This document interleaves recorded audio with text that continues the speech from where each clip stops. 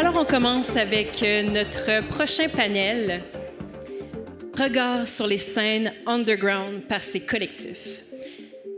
Notre vie nocturne ne serait pas la même sans les collectifs. C'est de loin ceux qui rendent la vie underground aussi tripante, active et électrique. Et aujourd'hui, on va parler avec 4 représentants de 4 collectifs pour nous parler, en fait, comment ils font pour donner vie à la vie nocturne et aussi quelles sont leurs relations avec les salles. Parce que tous les collectifs avec lesquels on va discuter aujourd'hui n'ont pas de salle permanente, contrairement à celle de Nowhere dont on a parlé un peu plus tôt. Alors, on va parler de tout ça, puis des enjeux de rentabilité aussi. Alors, ce panel vise à comprendre comment les organisateurs, artistes et promoteurs naviguent entre les attentes de leur communauté et l'évolution de leur identité, tout en s'adaptant aux réalités économiques et à l'abordabilité. Alors, on explore ensuite comment ils choisissent leur lieu et bâtissent ces stratégies de promotion dans un écosystème culturel en constante transformation. Alors, j'aimerais inviter mes panélistes à venir me rejoindre sur la scène. On a Sarah Warda, Sébastien Navarro, Ziri et Anthony Durbano. Une bonne main d'applaudissements, tout le monde.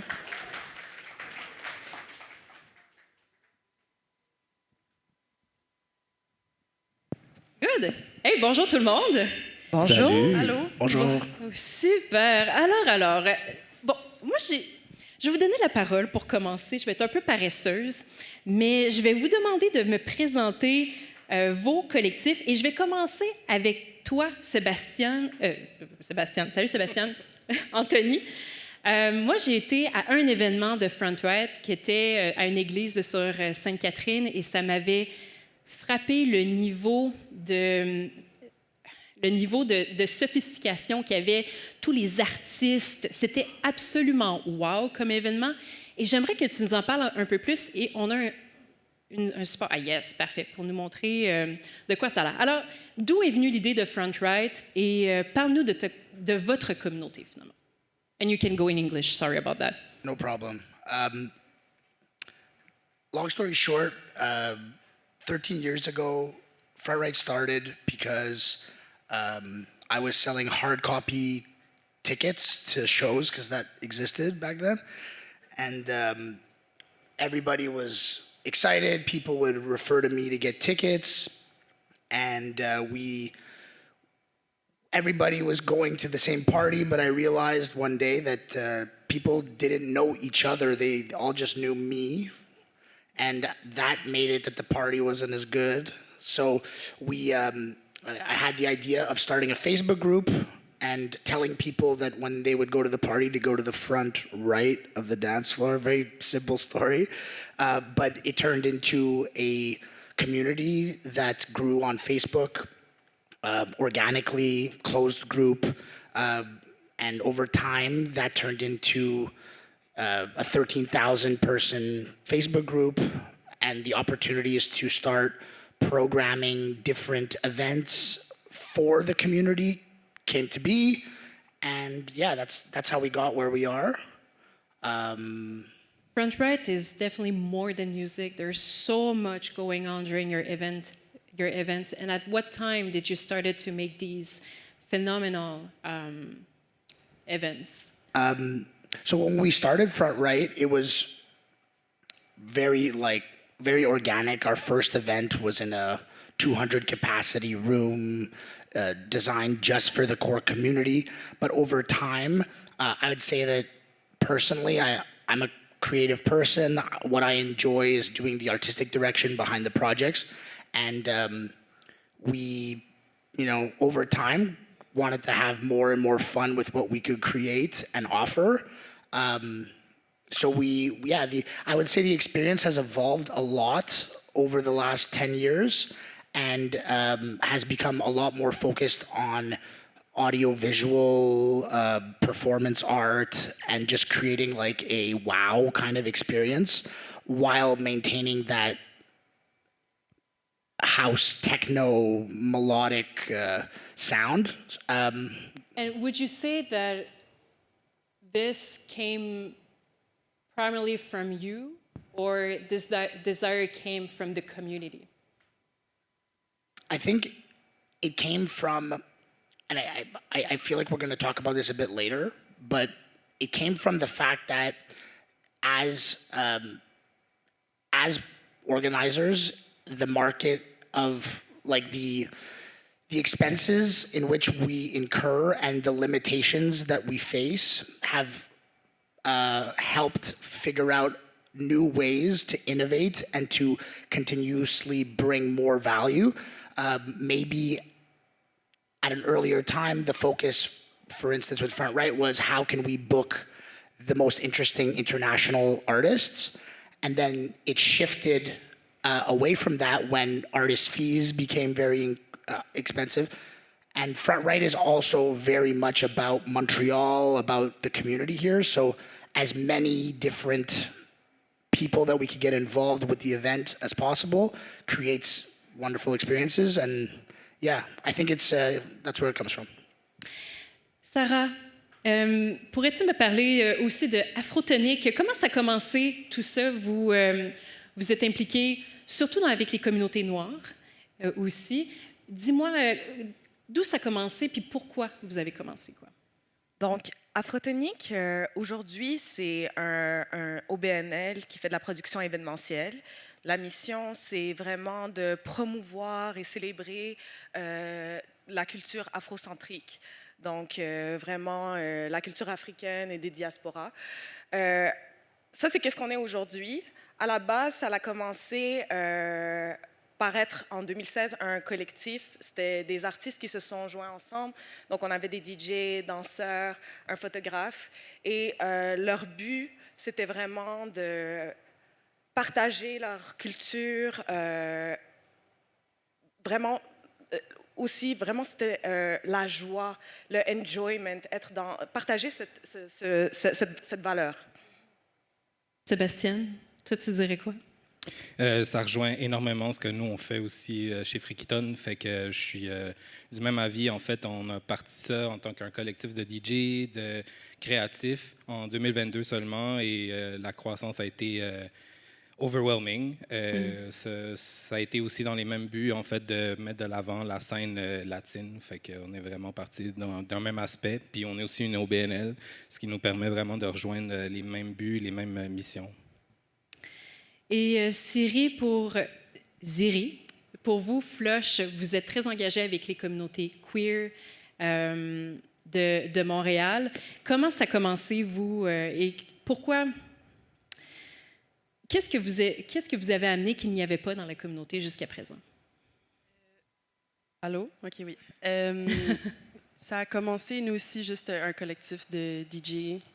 On se rencontrait pour jouer de la musique ensemble pendant la COVID, fait que c'était comme en 2020. Puis à un moment donné, on a fait comme, hey, nos amis qu'on avait tout avant que la COVID nous enferme tous chez nous, on aimerait ça les voir puis les faire danser, tu sais, maintenant qu'on s'est pratiqué tout ensemble. Fait qu'on a commencé à faire des événements à l'hémisphère gauche, puis éventuellement on a comme gradué de l'hémisphère gauche parce qu'on était sold out tout le temps. Puis on a commencé à faire des événements after hour où est-ce qu'on loue un venue pour toute la soirée avec le permis d'alcool, puis on apporte le son, etc. Bon, vous savez c'est quoi. Mais la deuxième partie de la question, c'est Bien, je vais poursuivre avec ma prochaine question parce qu'on en a parlé un peu avec Anthony. Je suis très curieuse aussi d'entendre c'est quoi les attentes par rapport à votre communauté, puis par rapport à vos événements en particulier. Vous offrez des expériences qui sont différentes à votre façon. Puis je pense aussi que ça peut être influencé par le style de musique. Par exemple, quand on pense à Front Right, où bon, là, aujourd'hui, c'est plus techno house. Il y a aussi du EDM qui sont joués durant vos événements. On s'attend à des productions qui sont plus complexes qu'une soirée techno où on va juste attendre un éclairage très, très minimal. Les attentes sont différentes.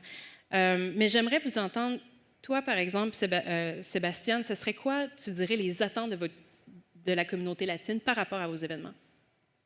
Notre communauté chez Fricketon est une communauté qui représente une diaspora puis une minorité racisée et marginalisée. Donc, on essaie vraiment de maintenir nos valeurs de l'avant, le respect de soi, le respect de la diversité, le respect de d'où tu viens, on t'accepte comme tu es. Et ça aussi parce qu'on représente une grande diversité de pays latino-américains qui sont tous un peu différents les uns des autres, mais qu'on partage toutes cette même culture-là ensemble. Donc, pour nous, c'est vraiment important d'ouvrir les horizons et accepter les gens tels qu'ils sont, qui viennent dans toutes leurs couleurs. Et pour ce qui est de l'accessibilité, on essaie toujours de donner aussi un tiers de billets qui sont vraiment accessibles pour ceux qui sont pas dans les moyens nécessairement de sortir, mais qui veulent quand même faire partie de l'expérience avec nous. Puis vos communications, elles sont adaptées dans les 3 langues aussi? Oui, c'est très important aussi pour nous. Bien sûr, on garde le français de l'avant puisqu'on est basé ici au Québec, mais on participe aussi en anglais et en espagnol certainement parce que une grande partie de notre communauté représente des immigrants qui ne sont pas nécessairement encore adaptés à la francisation ou même l'anglais ici. Donc, pour eux, c'est très important aussi d'avoir une communication claire. Et en termes d'événements, parce que là, on a parlé des valeurs, mais aussi en termes de programmation, est-ce que tu dirais qu'ils ont des attentes par rapport à ça? Oui, tout à fait. Je veux dire, autant qu'on représente la culture latine at large, on veut vraiment aussi représenter tous les styles musicaux latins. Donc, c'est sûr que maintenant, quand on mentionne la culture latine urbaine, on pense au reggaeton, mais il y a énormément d'autres styles musicaux, comme les styles classiques, la salsa, le merengue, la bachata, et j'en passe.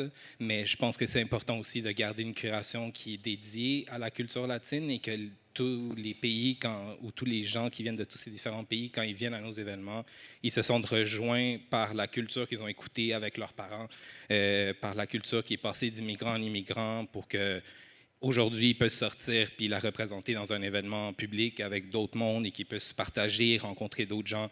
Donc, oui, je pense que la curation, l'espace, qu'est-ce qu'on amène aussi, les artistes qu'on représente, on essaie d'aussi couvrir beaucoup d'artistes indépendants, locaux et internationaux afin de vraiment donner l'emphase sur la culture qui est en effervescence.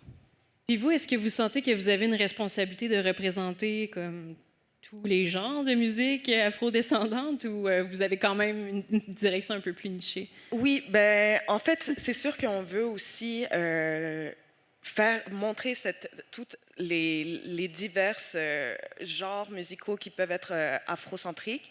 Ça peut devenir cacophonique dans un seul événement. Donc, c'est sûr qu'on a créé différentes séries d'événements pour combler différents besoins. Donc, on va dire, notre main event, nos événements qui sont récurrents à chaque mois, chaque 2 mois, qui sont des Afrotonic Dance Party, où est-ce que là, on va vraiment miser sur des genres qui sont un peu plus accessibles, comme le Afrobeats. On touche quand même à l'amapiano, qui est un peu plus un genre spécifique dans le Afro House. Ça va dépendre aussi des invités qu'on a. On va faire des curations pour chaque soirée qui vont être un peu différentes. Fait que, si on parle sur une année, oui, on va avoir représenté tous les genres, mais de soirée en soirée, ça va différer. Ça va différer. Puis si je peux aussi rebondir un peu, parce que Sébastien a dit des choses qui sont un peu oui. Vraiment, ça résonne beaucoup. C'est très similaire aussi à ce qu'on vit, le besoin de mettre de l'avant les différentes cultures, puis l'inclusivité, offrir vraiment ce safe space pour les gens qui veulent participer à cette communauté. Puis si je peux aussi finalement rajouter, quand tu parles d'attente, oui, les participants ont des attentes et elles deviennent de plus en plus grandes. Ça va bientôt faire 10 ans que Afrotonic fait des événements. Puis dès le départ, ils ont voulu miser sur des productions de qualité, donc, et aussi amener autant des danseurs, comme on peut le voir, des danseurs qui sont des danseurs professionnels, des chorégraphes de renommée de la scène locale et canadienne.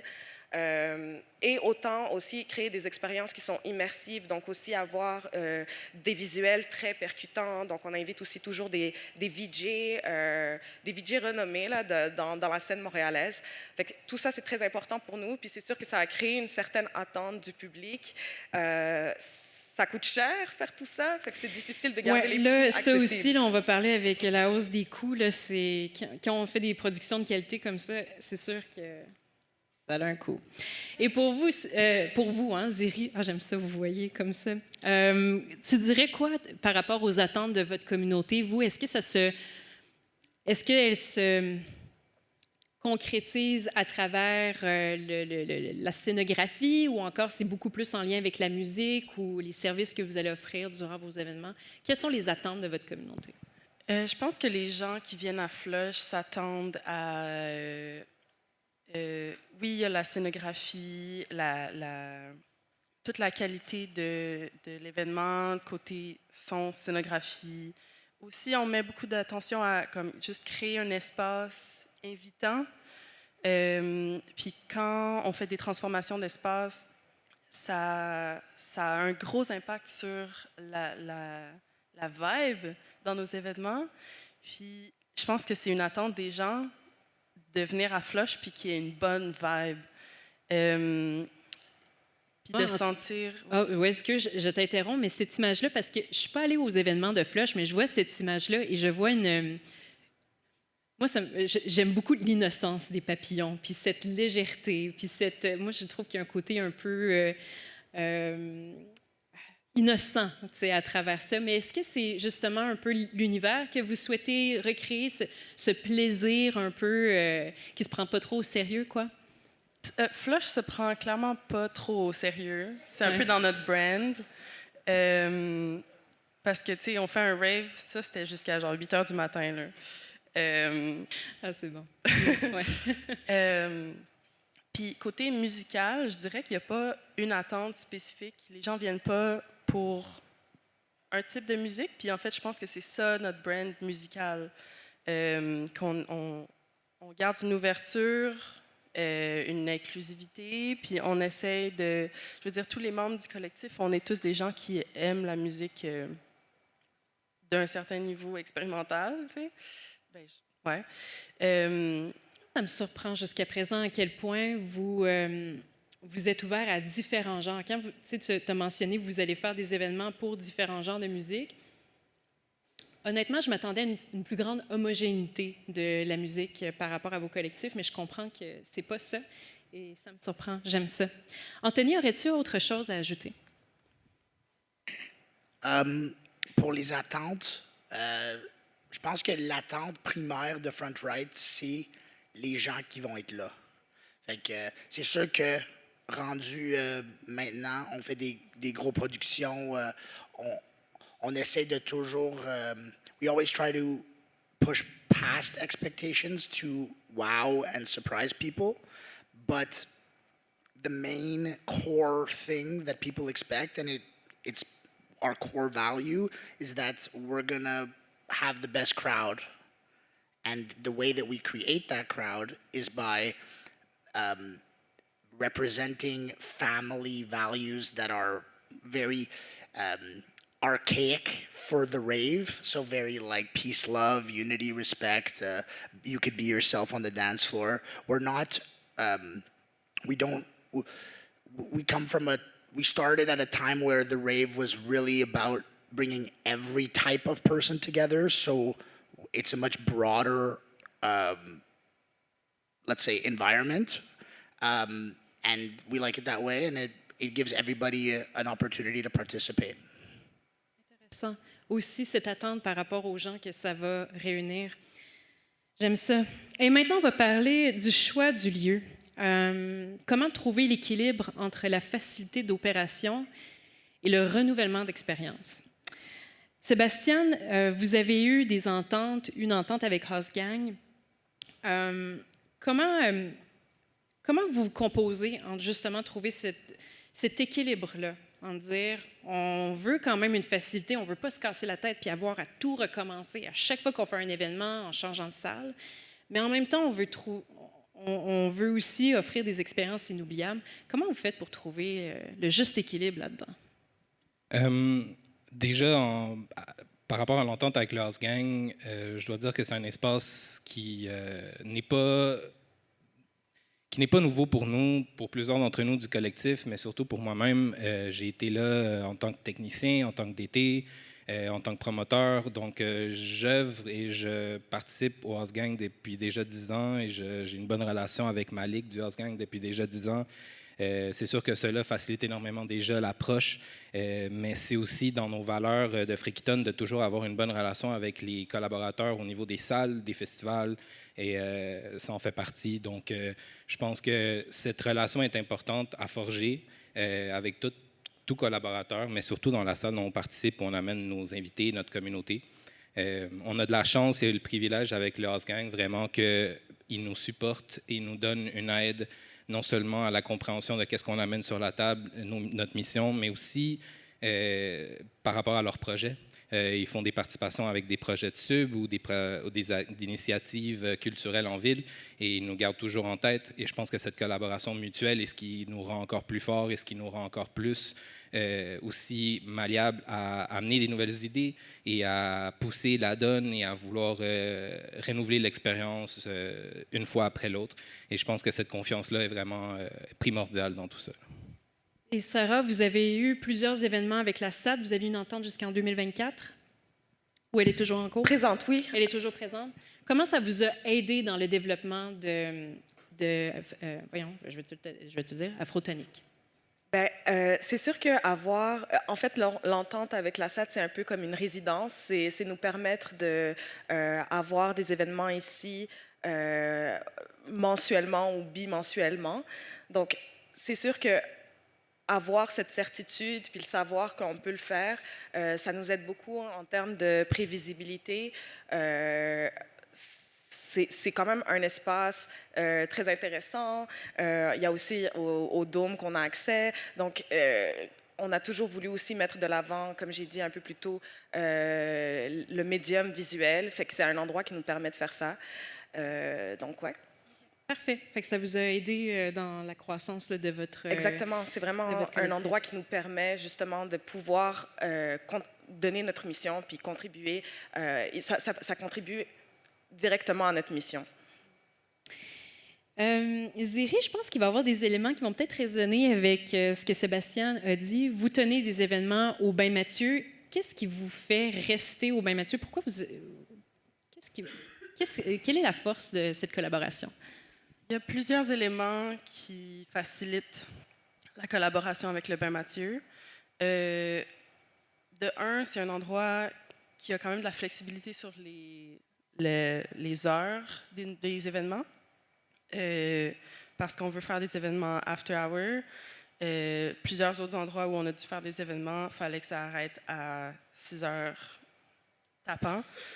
Fait qu'on aime ça avoir un peu plus de flexibilité. Puis, en fait, cette flexibilité-là, elle est reflétée dans plusieurs autres aspects. Mais un truc qui est super important, c'est qu'il y a déjà l'équipement de son là-bas. Fait qu'on n'a pas besoin de trimballer toute la sonorisation de notre événement. Fait que ça nous donne cette énergie-là qu'on ne dépense pas pour ça. On peut la dépenser sur l'ADA, la direction artistique ou la déco, ce qui est un aspect vraiment important pour nous. Et je pense qu'ils aiment ce qu'on fait. Fait qu'il y a une appréciation mutuelle qui fait que c'est quand même facile de travailler avec eux. Anthony, vous avez considéré à un certain moment de dire, est-ce qu'on ouvre notre propre établissement, notre own venue? Mais tu me partageais cette petite crainte que les événements pourraient devenir un peu trop redondants si c'était dans votre propre événement. Comment tu te situes par rapport à cette question-là aujourd'hui? Je te dirais que ce peur-là, ça vient peut-être plus de mon bord, du bord créatif. Est-ce que moi, je vais finir par trouver ça plate de toujours être aux mêmes places? Sûrement, si moi je trouve ça plate, peut-être les gens vont aussi trouver ça plate, mais de ce que je vois, les gens aiment ça retourner aux mêmes places. Moi, souvent, je change mon idée avant même que les gens en veulent. Je te dirais que l'idée d'avoir un home, un peu comme, disons, Nowhere, ont maintenant, ça m'intéressait, ça m'intéresse encore, mais c'est plus une question de sentir ça vraiment profondément, d'avoir les bons raisons de faire que ce qu'on va créer va faire un changement incroyable pour la scène de Montréal, puis trouver les bons partenaires pour aller d'avant. En ce moment, on travaille souvent avec les mêmes salles, on bâtit des relations à long terme avec eux. On a fait, je pense, 6 événements ou 7 événements maintenant avec le monastère. Plusieurs au Salon Richemont, etc. Fait qu'on a des bonnes relations, puis on aime ça retourner. Puis, en fait, quand tu retournes à une salle 1 à 10 fois, ben, tu peux aller à travers plusieurs différents styles d'événements, de concepts, puis ça fait que la salle, c'est comme une renaissance. Se renouvelle un peu. Exact. Ouais, tout à fait. La réalité aussi, c'est que les collectifs, bon, souvent pas souvent, excusez-moi, vous remplissez les salles. Et souvent, ben, vous ne pouvez toucher qu'aux revenus des portes. Les ententes ne vous permettent pas toujours d'avoir les revenus des bars. Est-ce que j'aimerais savoir, comment vous trouvez comment vous vous sentez par rapport à ce déséquilibre, ou y a-t-il un déséquilibre dans le rapport de force? Est-ce que vous vous sentez exploité des fois, ou est-ce que vous trouvez que c'est de bonne guerre? Je vais commencer avec toi, Sarah. Ben, franchement, pour parler personnellement, on a fait aussi par le passé des événements un peu plus indépendants où est-ce qu'on avait une salle, puis c'était un peu clé en main, puis on s'occupait de tout le reste. Ça a fait des très bons événements, mais c'était des soirées extrêmement stressantes pour l'équipe qui n'est pas nécessairement une immense équipe, puis qu'on vient faire ça de manière ponctuelle. Donc, il y a comme venir s'associer avec une salle qui a déjà son personnel, qui a son système de son, qui a ses techniciens, puis qui nous les offre. C'est venu donner comme une contrepartie. Ça devient vraiment plus donnant-donnant. Au final, ben, ils viennent nous décharger de beaucoup de responsabilités. Puis ça nous permet de se concentrer vraiment sur ce qu'on veut faire. C'est le créatif, la production. Fait que, au final, je ne pourrais pas dire que oui, c'est sûr qu'on aimerait peut-être en toucher un peu plus si les gens sont ouverts. Il y a toujours manière de discuter avec les salles pour essayer de bonifier ces ententes, mais je pense que les salles, elles aussi, elles ont besoin de revenus pour continuer leurs propres activités. Donc, moi, je vois vraiment plus ça comme un donnant-donnant. Zéry, qu'est-ce que tu en penses? Oui, je suis d'accord. Nous aussi, on a fait des événements comme dans une salle clé en main, puis il fallait qu'on outsource quelqu'un pour qui gère le bar parce que nous, ça nous tente pas. Ça nous tente pas de gérer le bar. C'est pas pour ça qu'on fait ça, tu sais. Okay. Fait que si on fait un événement, mettons au Bain Mathieu, c'est leur bar, leur staff, ils se gèrent. On peut avoir une collaboration où est-ce qu'on est comme on aimerait ça avoir un cocktail spécial ou peu importe, là. Ce genre de choses-là est possible, mais effectivement, ça nous enlève un poids. Ouais.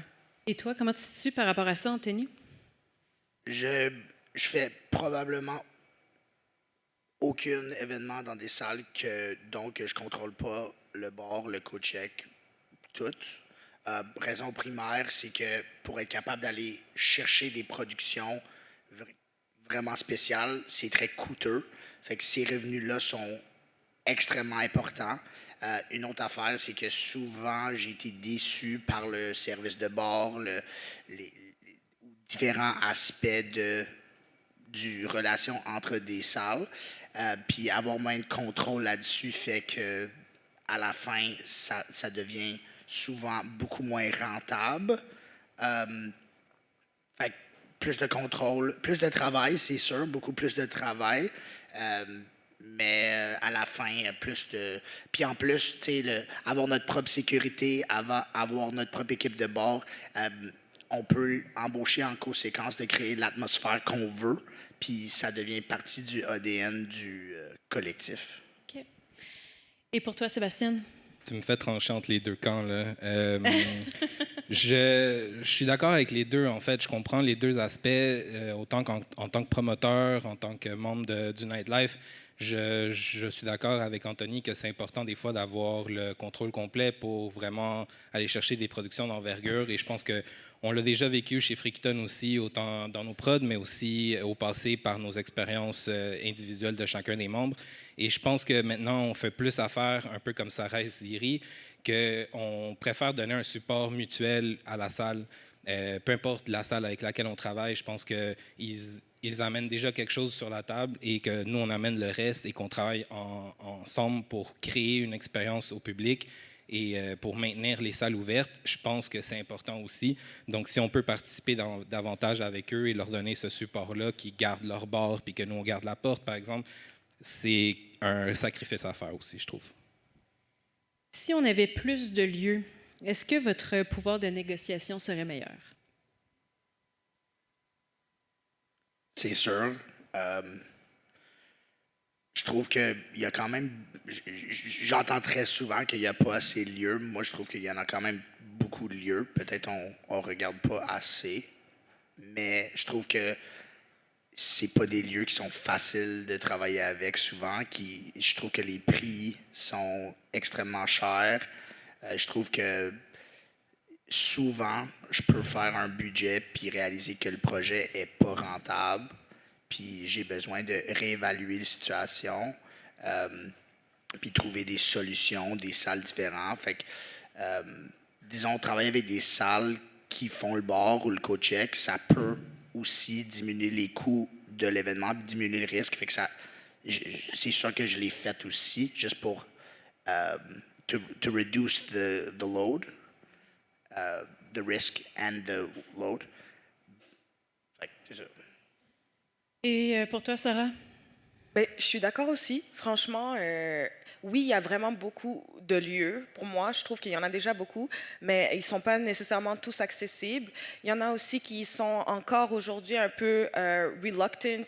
Ils viennent avec un peu de recul pour accueillir nos genres d'événements. Ils ne sont pas nécessairement dans la nightlife ou quoi que ce soit. Fait qu'il y a parfois, on a essayé avec des très belles salles, sans les nommer, mais des grosses salles à Montréal qui sont vraiment belles, puis ça n'a pas marché parce que on demandait des prix faramineux pour la salle. Puis, tu sais, cette réticence dont tu parles, est-ce qu'elle est due au fait que ce soit le nightlife ou c'est dû au fait que vous soyez des communautés noires? Ben, tu sais, l'hypothèse va être que c'est un peu des deux. Tu sais. C'est sûr qu'on se dit qu'il y a un peu de ça parce que c'est pas nécessairement les communautés qu'ils ont l'habitude d'accueillir dans leur salle. Fait que oui, il y a peut-être une certaine peur. Je veux pas mettre je veux pas mettre de mots dans la bouche de qui que ce soit, mais c'est sûr qu'on le sent, un recul. Comme un travail d'éducation Ouais, un peu. j'allais juste ajouter quelque chose. Il y a très, très, très souvent, même rendu là, en train de faire des événements des événements de 3 salles dans des églises actifs. C'est pas le monastère, le dimanche, il y a une messe qui se passe.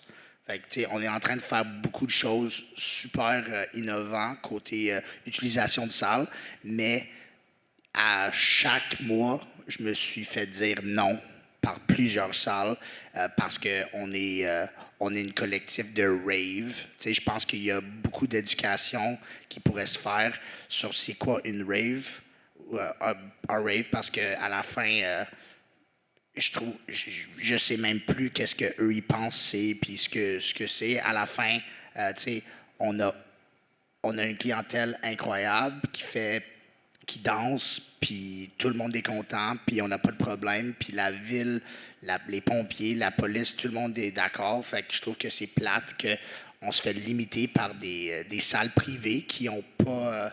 puis en fait, ce qui se passe souvent, c'est qu'il dit non, puis après, il reçoit une quinzaine de demandes, puis il commence à dire oui, parce qu'ils ont peur de perdre de l'argent, puis éventuellement, ça marche.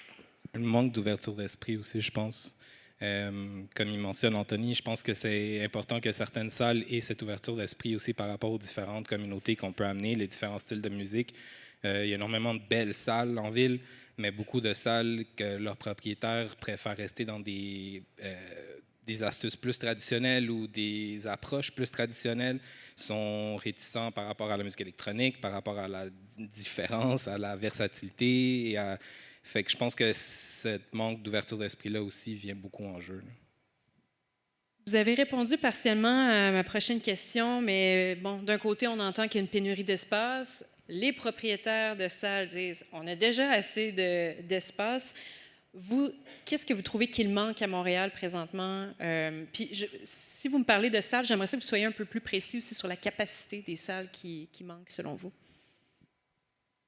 Ben, franchement, déjà, si on parle de capacité, c'est ça, des salles avec des grandes capacités qui sont accessibles en termes d'argent, il y en a presque pas. Pour la SAT étant une qu'on a décidé de rester parce que ben, ils offraient une entente qui était logique, selon nous. Pour ne pas avoir essayé avec beaucoup d'autres, il y en a pas pour qui ça a fonctionné avec nous. Fait que... Toi, Zéry, qu'est-ce que tu dirais? Je pense que des salles avec des grandes capacités, on parle de comme 500-600, c'est sûr que ça peut... C'est vrai qu'il n'y en a pas assez à un prix abordable. Ça, c'est sûr. Mais en même temps, c'est ça. Si tu amènes autant de gens que ça, en général, tu devrais être capable de payer, mais c'est un gros risque financier qu'on n'est pas toujours capable de fronter. T'sais. Puis, sinon, des salles de comme 200, ça, il n'y en a pas. OK. Puis ça serait bien d'en avoir des plus petites que 200, genre. Je vais terminer avec une dernière question, puis ça me rappelle mon ancienne vie en pub, mais j'aimerais parler de la promotion parce que vous avez parlé de vos équipes, tu as parlé que vous aviez un vidéaste dans votre équipe. Je pense que, tu sais, les collectifs, la grosse de votre job, c'est aussi une job de communication parce que vous devez amener vous devez remplir vos salles, quoi. Et vous diriez, c'est quoi vos principaux défis en lien avec la promotion aujourd'hui? Pour Freakton, nous, on était 5 créatifs au départ, mais nous avons vite grandi à plus d'une douzaine. En partie, il y a aussi des vidéographes. Tu veux dire qu'il y a 12 personnes qui font vos coms? Non, on est 12 au complet dans le collectif. Bon. Wow. Et on travaille tous un peu en conjoint pour vraiment nos différentes campagnes de publication et de promotion. Mais où j'en venais, c'était qu'on a aussi des vidéographes qui sont internes dans notre équipe et vraiment primordial aussi, puisqu'ils nous aident énormément à la création de contenu, à mettre toutes nos idées de l'avant. Et souvent, c'est des idées justement qu'on utilise comme stratégie de promotion, autant par rapport à nos recaps qu'on fait, qui donnent un peu de FOMO pour ceux qui ne se sont pas présentés, pour que la prochaine fois, ils viennent. Donc, ça nous aide un peu à translate ça aussi en vente, mais aussi à maintenir le storytelling et de l'avant et toujours montrer que, justement, les événements sont le fun, sont attirants, il y a toujours quelque chose d'intéressant. Et à part ça aussi, on a pu créer des nouvelles initiatives comme les Freaky Mic qu'on a commencé cet été, qui sont des petites entrevues avec des artistes internationaux qui représentent la culture urbaine. Et ça nous permet autant un ancrage de plus dans la culture urbaine latine, mais aussi d'expandre notre communauté à l'international et donner une visibilité de notre travail ici à Montréal à l'international. Donc, je pense que la création de contenu est en grande partie dans la promotion. Et avec les algorithmes qui changent constamment, que nos contenus, en tout cas, Instagram a changé son algorithme, c'est plus comme c'était, mais quand même, on n'est jamais en contrôle de la portée, finalement, de nos actions. Comment vous composez avec ça avec Afrotonic? Oui, ben c'est sûr que c'est ça. On est un peu à la merci des algorithmes des différentes plateformes. On s'en est rendu compte chez Afrotonic assez rapidement. Fait que un de nos buts aussi était vraiment de garder un lien direct avec notre communauté. Fait que ça a été, dès le départ, on a beaucoup misé aussi sur avoir une mailing list. Donc, pour une grosse mailing list pour pouvoir avoir un accès directement avec les personnes, puis pas dépendre des plateformes. Fait que ça, c'est, disons que c'est comme le truc majeur pour essayer d'éviter ces problèmes-là. Et toi, Anthony, la communauté s'est bâtie avec Facebook. Facebook n'est plus ce qu'il était aujourd'hui. Comment vous faites pour adapter votre promotion aujourd'hui? Qu'est-ce qui fonctionne? Ben, initialement, c'était vraiment simple. On faisait un post dans un groupe Facebook, puis c'était fini. Fait que là, c'est sûr que c'est différent.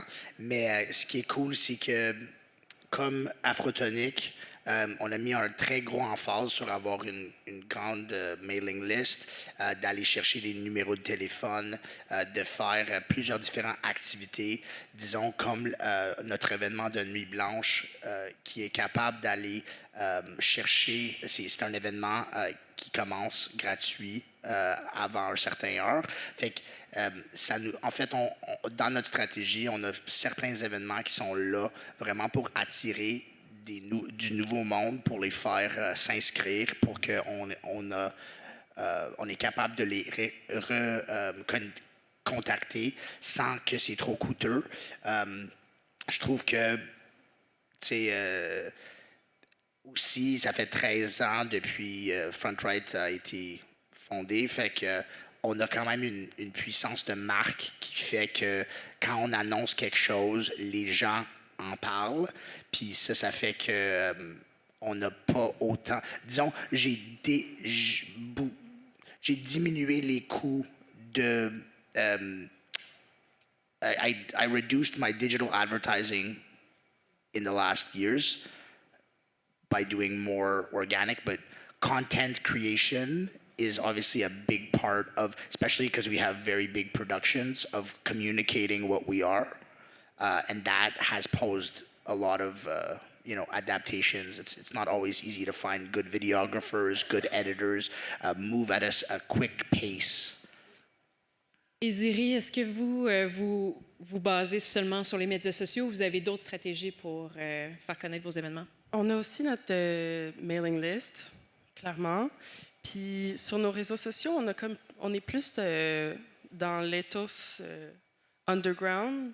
Fait qu'on fait pas vraiment de genre plein de posts avant l'événement. Souvent, on fait juste comme un post puis on envoie le courriel avant de poster sur les réseaux sociaux.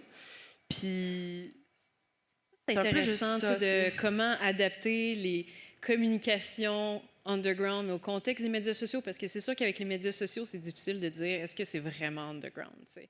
Mais de conserver l'éthos, comme tu dis, à travers des publications moins fréquentes, un peu plus mystérieuses, avec juste un post des fois. Puis notre Instagram, c'est juste nos flyers.